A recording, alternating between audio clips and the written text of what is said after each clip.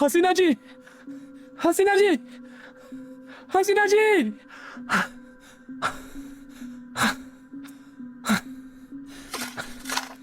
हसीना जी, ये क्या कर रही हैं आप?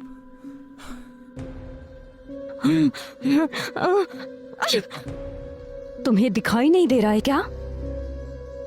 देखिए हसीना जी, आप शांत हो जाइए। ऐसे कौन से गड़े मुर्दे उखाड़ने हैं आपको जो आप यहाँ आ गई हैं? हसीना को अपनी तरफ आते देखकर ध्रुव को अजीब लग रहा था। वो ये जानता था कि उसके सामने जो हसीना खड़ी है वो एक इंसान है, पर क्या वो सच में एक इंसान थी? उसके चेहरे पर एक ऐसी डरावनी मुस्कान थी जिसे देखकर एक पल के लिए कोई भी कांप उठे।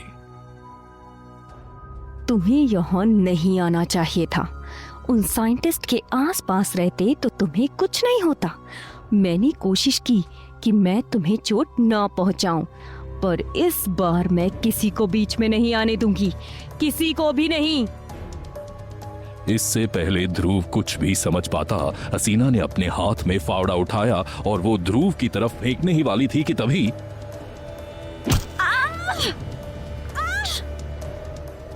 ध्रुव ने जैसे ही जमीन पर देखा तो हसीना वहां गिरी हुई थी और ठीक उसके सामने खड़े थे प्रसाद और लावण्या। साले तुम दोनों जिंदा हो? साले, तुम इनसे तो बच गए, हम तुमको नहीं छोड़ेंगे। बे रोक, एक साले। हाँ। अबे क्या कर रहा है? लग जाएगी हमको। अरे हट हट साले, तुम खाओ पत्थर। बाइंचोद, तुम्हारे चक्कर में हमारी जवानी भूतों के नाम करनी पड़ रही है। साला हमको समझ ही नहीं आ रहा था कौन से हवस के भूखे भूत हैं तुम्हारे। अबे जब देखो हमारी गांड के पीछे पड़ जाते हैं यार। तुमको पता है, अगर हम आज वहां से नहीं निकलते तो तुम्हारी ये किंकी भूत हमें भूतों की सेक्स टॉय बनाकर हर घंटे बजाते। अबे भाग साला, तुम रुको, तुमको हम आज नहीं छोड़ेंगे। ये ले साले कुत्ते। अबे प्रसाद क्या कर रहा है यार? लग जाएगी ना हमको। तुम दोनों अपना बचपना बंद करो। हसीना अभी भी बेहोश है, लेकिन यहाँ से निकले कैसे? लेकिन तुम दोनों यहाँ कैसे आए? क्या बात है, भूतों के देवता, तुमको अभी तक समझ नहीं आया? अबे हमको चूतिया बनाया गया है बे। वो साला लकी, वो चूतिया आदमी हम तीनों को यहाँ अटकाया है बे, ताकि हमारी और हसीना जी के दिमाग को कनेक्ट कर सके और उन आत्माओं को जगा सके जिन्होंने क्रायोजेनिक्स बनाया था। इस जगह को ध्यान से देखो। मैं जब 70s में हसीना के घर पर थी तो उसके कमरे में मैंने इस जगह की तस्वीर देखी थी और उसने मुझे बताया था that she uses her imagination। और वही हुआ, हो ना हो, विराज को क्रियोजेनिक्स का आइडिया भी इसी से मिला था। इसकी इमेजिनेशन और इसके दिमाग को यूज करके विराज ने क्रियोजेनिक्स तैयार किया है। और वो साइंटिस्ट? अबे वो साइंटिस्ट नहीं एग्जिस्ट करते हैं बे। लकी को बस इस क्रायोजेनिक्स का ब्लूप्रिंट चाहिए था। It's us versus demons inside her head? ये क्या बसड़ है बहनचोद? हाँ, और खुशी मनाओ कि हम हसीना जी के लिए इतना ठरकी थे 70s में कि इतने नशे में वो हमको एक बार बताई थी कि उनके दिमाग में एक अलग दुनिया चलती है जहाँ वो बार बार सुसाइड के बारे में सोचती है। उनके कान में हमेशा म्यूजिक बजता था और उनका वो बाप अपनी बेटी को ऐसे ही नहीं इस्तेमाल किया है, उनकी क्रिएटिविटी की वजह से इस्तेमाल किया है। हमें यहाँ से निकलना होगा, इससे पहले वो क्रियोजेनिक्स का ब्लूप्रिंट निकाल ले। अरे पर हम हसीना जी को यहाँ ऐसे छोड़कर नहीं जा सकते हैं। मुझे उन्हें उठाना ही होगा। अगर ये इनका इमेजिनरी लैंड है तो इसका मतलब वही हमें यहाँ से निकाल सकती है। लेकिन मेरे पास एक आइडिया है।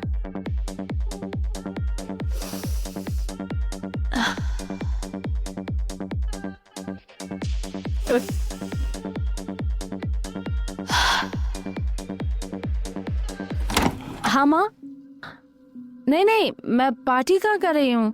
वो तो मैं दोस्तों के साथ ही हूँ अभी। हाँ वो मेरी दोस्त यही है, आप बात करिए ना।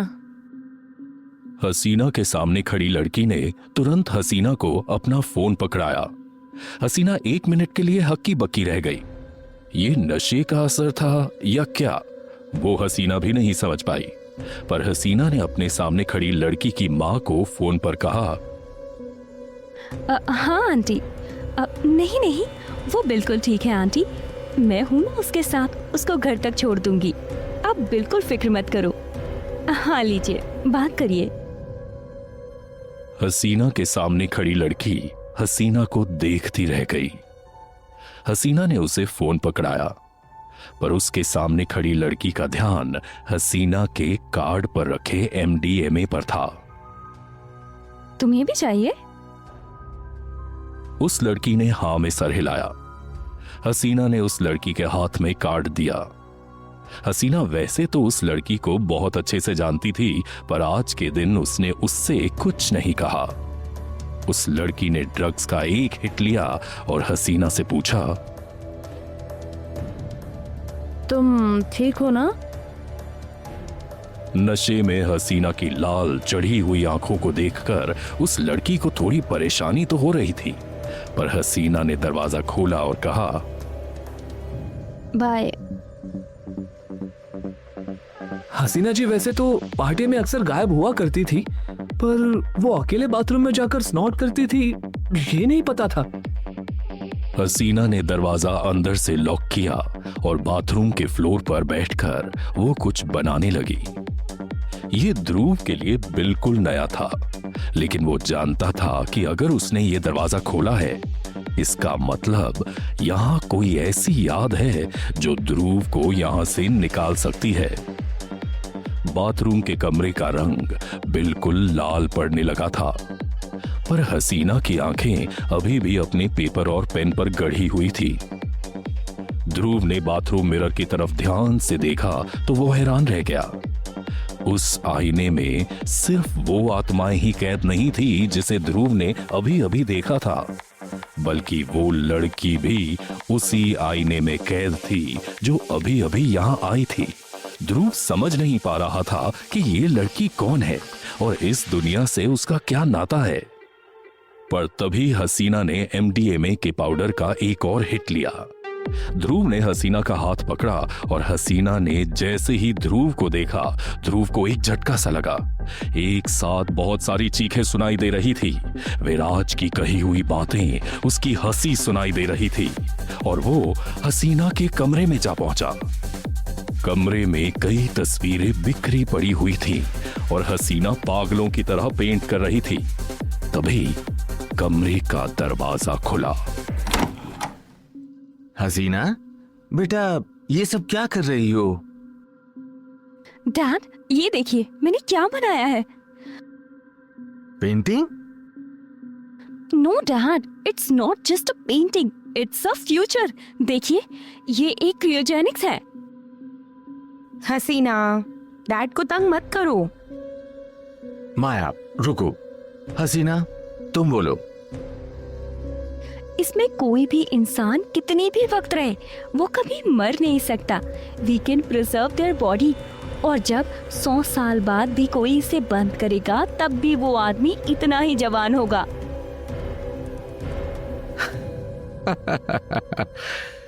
You know what? It's actually a good idea. सच में डैड? Yes, ये पेंटिंग तुम मुझे दो, मैं इसे बनवाऊंगा। क्या सच में डैड? Yes, और तुम मेरे साथ रहोगी इस पूरे प्रोजेक्ट में। पर डैड, आप उसे वहाँ क्यों लेकर जा रहे हैं? वो बस 13 साल की बच्ची है। उसे अभी से अपना प्रोडिजी मत बनाइए। But it's actually a brilliant idea, और शायद ये हमें हमारे मिशन में मदद करे। ठीक है। तुम्हारी हिम्मत कैसे हुई मेरी कॉन्शियस में झांक कर देखने की? अरे हमको यहाँ बंद कर दे तो वो ठीक, और हम देखें तो पायरेसी इनरवियर। व्हाट? अबे वो प्रीवियसली इन्फ्रिंज्ड होता है, उल्टी खोपड़ी के गधे। हसीना ने फावड़ा उठाया। प्रसाद ने पैर पीछे करते हुए कहा, अरे ठरकी भूतनी जी, अब ठंडे हो जाइए। अब मुझे कोई बात नहीं सुननी, मुझे उसे यहाँ से निकालना है, और जब तक मैं अपने मकसद में कामयाब नहीं होती कोई कहीं नहीं जाएगा। तुम लोग भूल रहे हो कि तुम लोग मेरे दिमाग में कैद हो। पीछे देखो। मैं अब कौन सी नई मुसीबत आ गई ध्रुव? अबे पीछे देख, तेरे ठरकी भूतनी की पूरी सेना आ गई है। लावण्या, प्रसाद और ध्रुव जब पीछे मुड़े तो वो हैरान रह गए। एक साथ इतने सारे डीमंस को उन्होंने शायद ही पहले कभी देखा था। सैकड़ों डीमंस एक साथ ध्रुव और उसके दोस्तों की तरफ बढ़ने लगे थे। अबे ध्रुव, अब क्या करें बे? अबे मुझे क्या पता, इतनी सारी आत्माओं को अब हैंडल कैसे करें। Good bye. Ah!